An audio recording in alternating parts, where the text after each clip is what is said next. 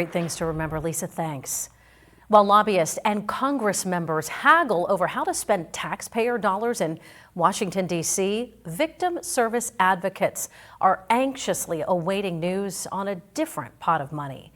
Our Pennsylvania State Capitol correspondent tonight, Kara Jeffers, is joining us live to share how the fines and the fees from federal criminal cases have decreased, Kara, 82% in the past 7 years. And this, of course, puts victims at risk of losing services.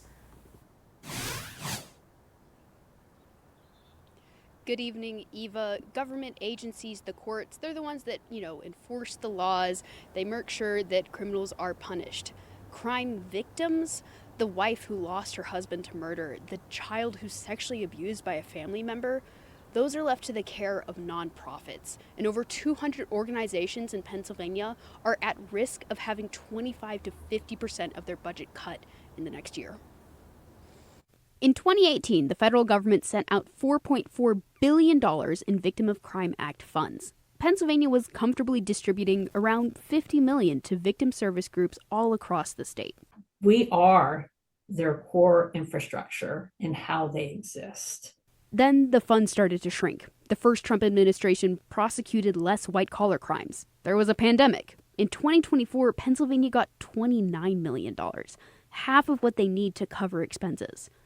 Because of smart financials, Pennsylvania's Commission on Crime and Delinquency kept funding level for this year. Starting in 2026, without replenishment of the Victim of Crime Act fund, children's advocacy centers stand to experience large cuts. For most victim service groups, VOCA funding is between 50 to 75% of their budget. The looming funding cuts would require cutting staff, cutting services, and possibly shutting down. And we don't want to wait till that's our reality to advocate for these funds. Many are already on hiring freezes. We're down 5 staff and we're going to remain that way for now because we just don't know. Nationally, advocates are asking that fines and fees from some civil federal cases be used to stabilize the fund. Instead of going into the general government fund, put those into the crime victims fund, because again, it's non-taxpayer money. Important that you want to help these people get through whatever happened to them. I know this is all about money and all that, but that's really the most important thing, is getting people to a point where they can function and not let what happened to them dictate their lives.